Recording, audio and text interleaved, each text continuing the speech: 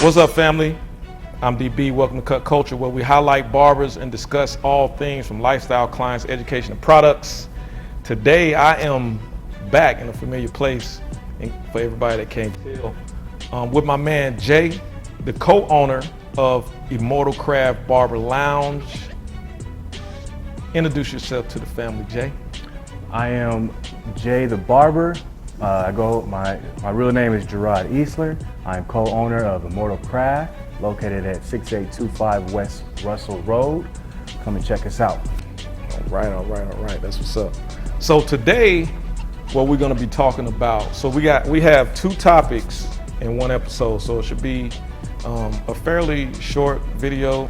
But before we get started, if you're a barber, I want to thank everybody. My last video was me introducing myself and explaining to everybody why I started Cut Culture. So if you're a barber, if you're a person that patronizes barbershops and you're coming back to the channel, check us out again. We're gonna give you 5 seconds to subscribe to this channel. 5 seconds to subscribe to the channel. Hit the like button, help your boy out, help us grow, and help us get this message out to the world, like I said before. So the first topic is barber scouting. The second topic is all barbers are not created equal. And that's not a knock on any barber. So I don't want you to think that I'm about to get into, going at barbers. That's not what I'm about to do. So the first topic of barber scouting. So what we mean by barber scouting is, oftentimes you find people that come to barbershops that don't really know what barber to go to or what barber to pick. You know, they just randomly move to a new city, move to another side of town, and they say, I seen a shop down the street. And they go to that shop and sit, and whoever says, hey, I can get you now, they sign in or whatever, whoever says I can get you now, they sit in that chair. If they end up getting a bad haircut, now they upset, right? So what we want to do is kind of try to explain to people some ways that they can pick, how to pick their perfect barber as far as you can tell. Yeah. I guess just choosing the right barber, it goes many different ways now. We have all sorts of type of different social media platforms, right, and things like that, where you can get a gist of a barber just from his Instagram page or his booking app that he uses. Mm-hmm. Booksy is one that I use, right, and my clientele has really thrived, just from the Booksy app and me posting different pictures and stuff like that, right, through the app.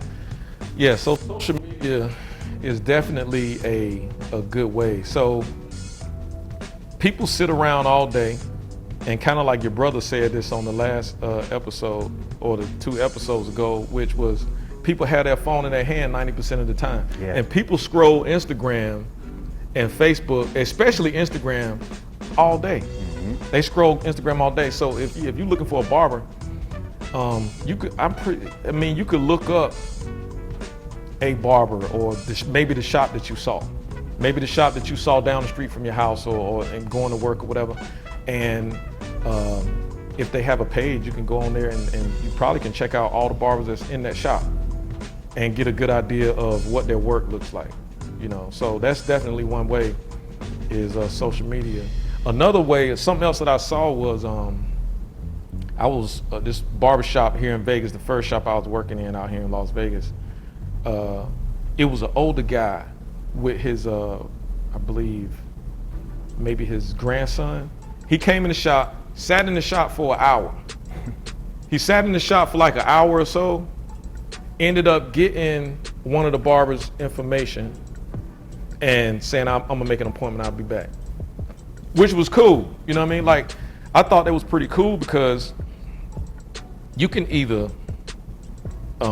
sit in the shop for an hour or 2 as a walk-in and possibly get a bad haircut. Yeah. Or you could come, sit for an hour or 2, and just watch the barbers cut maybe 1 or 2 heads and see which one that you feel like could do you, give you the best service and leave. Either way, you know, I mean, you could look at it as like, well, man, I don't want to waste the hour, or you could look at it like, well, I'm gonna either use this hour to wait and possibly get a bad haircut, or use this hour and wait and possibly, you know, get a good haircut from somebody that I saw, you know, do the work that, you know, I think it worked for me. Right. You know what I mean? Right. There's many different ways. Like usually people take the second route in that whole story you just explained. Right. Going into a shop and just getting a bad haircut. Right. But in the time you're getting that bad haircut, they're over there, they're looking at the whole room. They're looking at all the other barbers in there. They're watching how they, even down to the consultation before the haircut. They're watching all that. I had people just watch me from someone else's chair, and like, honestly, I came back only to get in your chair just because how you were asking questions about your client's hair. Right. What do they like? Okay. You know, how do they wear their hair? What's the do's and don'ts of their hair? Do they have any scars in their head? Yeah, you know, they want to hide.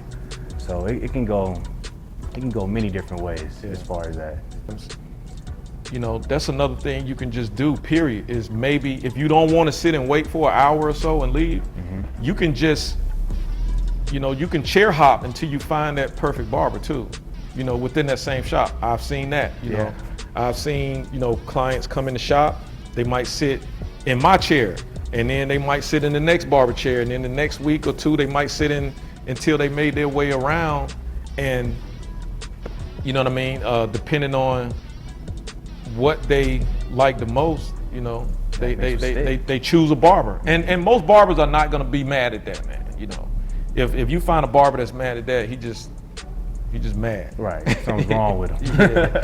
He's just a mad individual. But you can, I mean, you know, you can always come and just sit wherever, man. You know, I always tell cats, you know, when they come in the shop, like, look, man, if they have been a walk-in for too long, I think you can be a walk-in for too long. I do.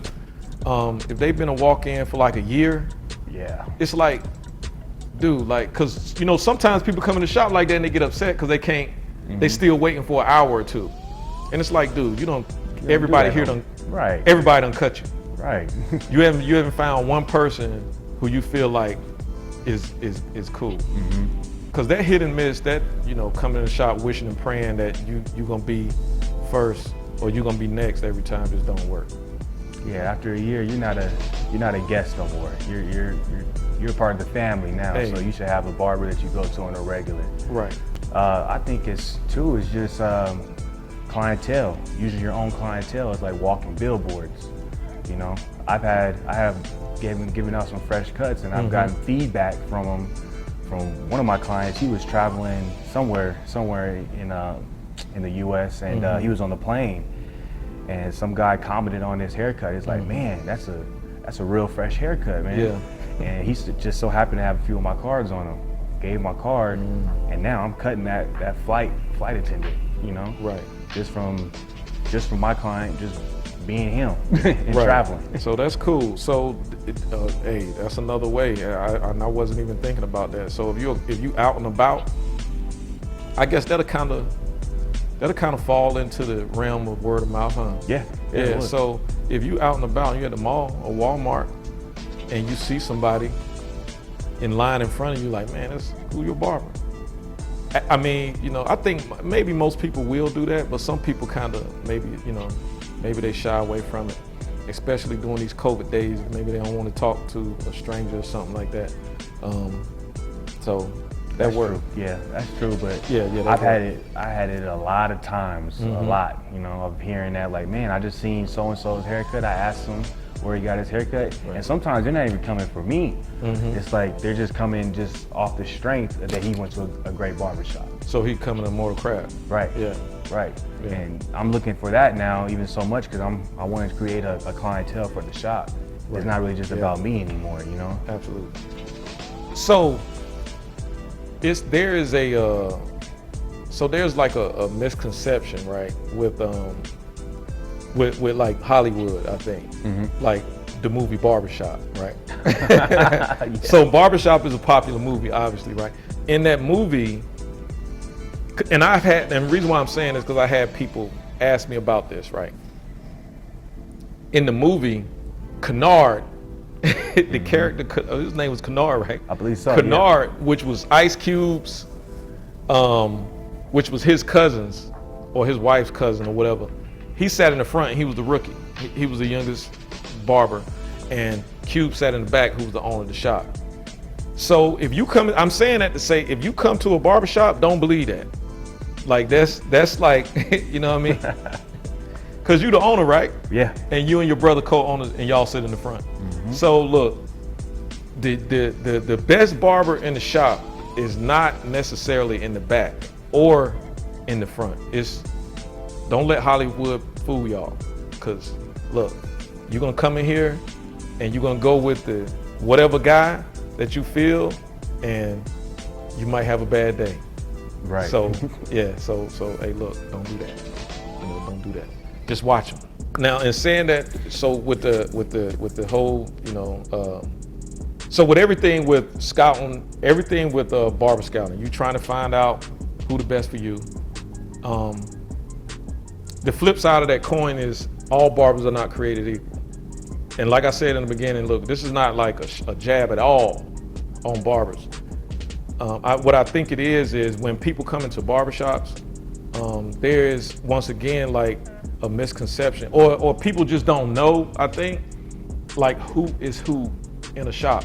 So they kind of put all barbers in the same category, be it we're all, you know, seasoned barbers and we should all know how to do every style of haircut and all and every type of hair, and in maybe even in a timely manner. Like we're all, you know, so, but in any given barbershop, and what I mean by the statement, all barbers are not created equal, is just simply, you have different levels of experience in the shop. You have barbers who are apprentices, you have barbers who are considered like registered barbers, or some people say master barbers. So you have all these different dynamics amongst the barbers. Yeah, so you know, you just have to understand that there's different levels of experience in a barbershop.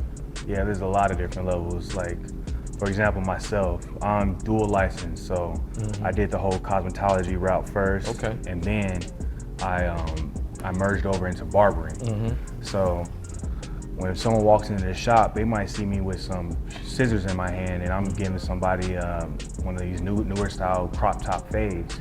You know, it might not be another barber in the shop that knows how to work the scissors like that.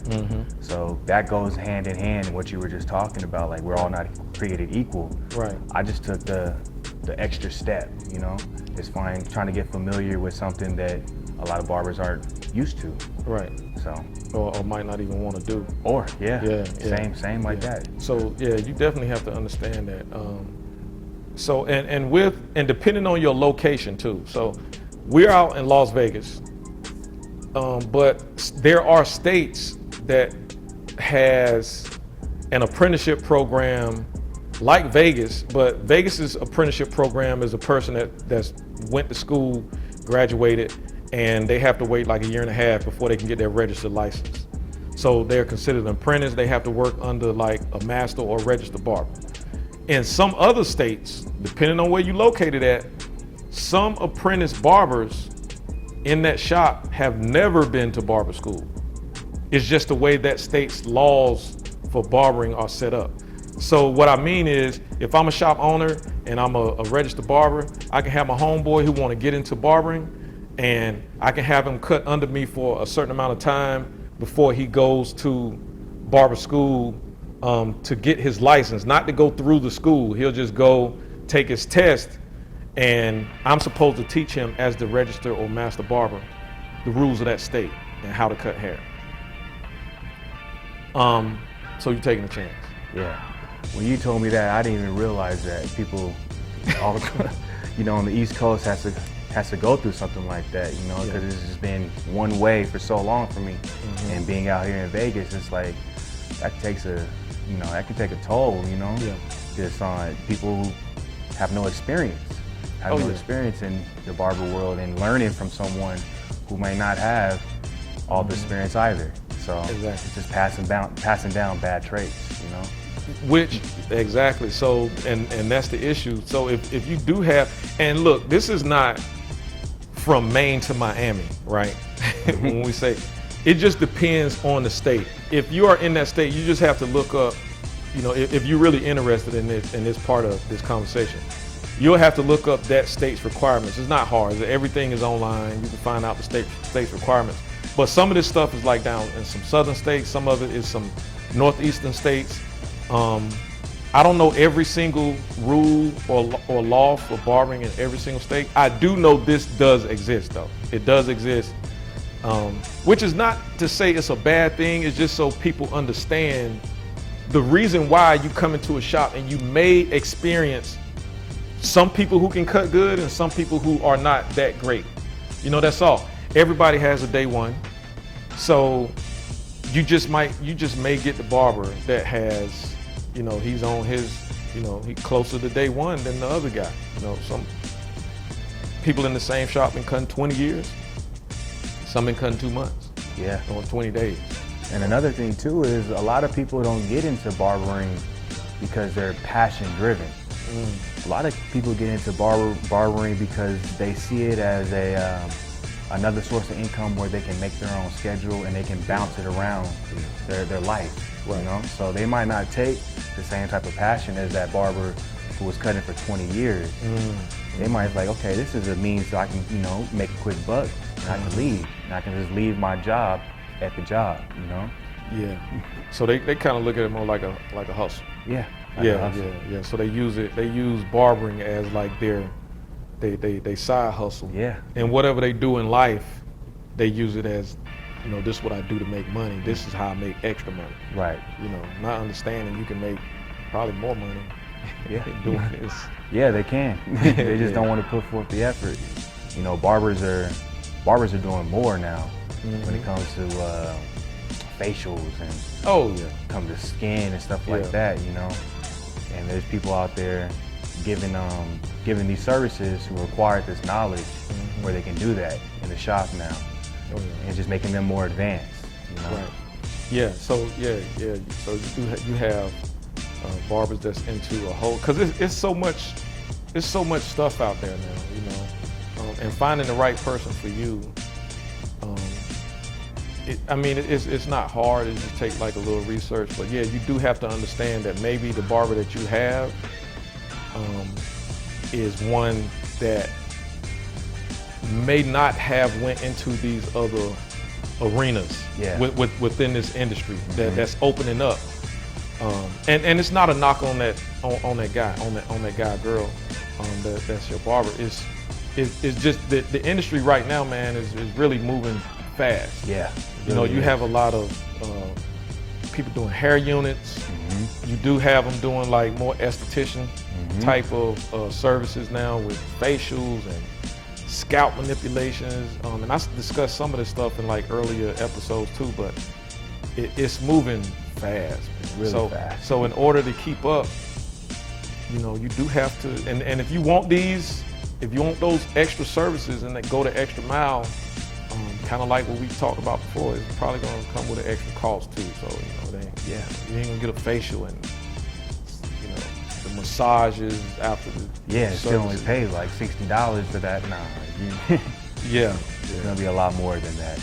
Even now, so too, with like color, like a lot of people are looking for color and they don't want to have to go to a barbershop, get that perfect fade, and then bounce over to a salon, and they'll get that color. So a lot of barbers now are offering, hey, I can get you in that one shot, boom, now you're done. But in order to learn that, they had to go and acquire that extra knowledge. So how the industry's moving now today, it's like we're starting to become, I don't want to say a jack of all trades, but we're starting to learn some different avenues and jump in arenas now. I think as far as barbers, I think just the typical barber nowadays, they need, of course, we all need to learn how to do fades and tapers and, you know, shaving.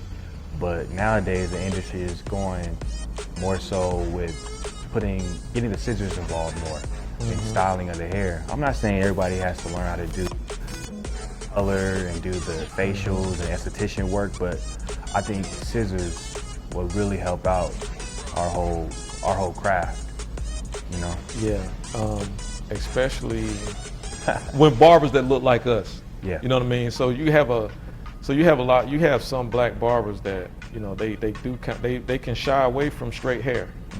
I've known barbers that purposely went to, you know, quote unquote, like a black barbershop on the other side of town because they didn't want to deal with straight hair, you know, after barber school, and they did that only really for that reason. And it's not because they don't like the people, you know, it's just that it kind of make them nervous. Yeah. But I've also seen barbers with straight hair shy away from like ethnic hair.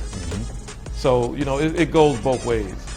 So it's definitely something that, yeah, you probably should just be well-rounded, I guess. Yeah. That, you know what I'm saying? Because it's going to benefit. Because for that client that's looking for, you know, that perfect guy that, you know, that can do whatever service they want. And I mentioned this before too. So as your clientele grows in this industry and get older, because you see people go from booster seats to adults. As they get older, you're going to start losing the older generation of clients you have anyway. And you're going to start getting younger people in that see these facials, that see this dye, that see these styles that's coming back from the 80s and stuff, and they want that. And if you can't do it, you're gonna start losing clients. Now you're lost. You're lost. Yeah, because you're not really developing those skills, that you're not keeping up. Yeah, I guess all I'm saying is don't try to keep yourself in the box. Right. You know? Yeah. Expand and trying to broaden your horizon when it comes to this, because it's always changing.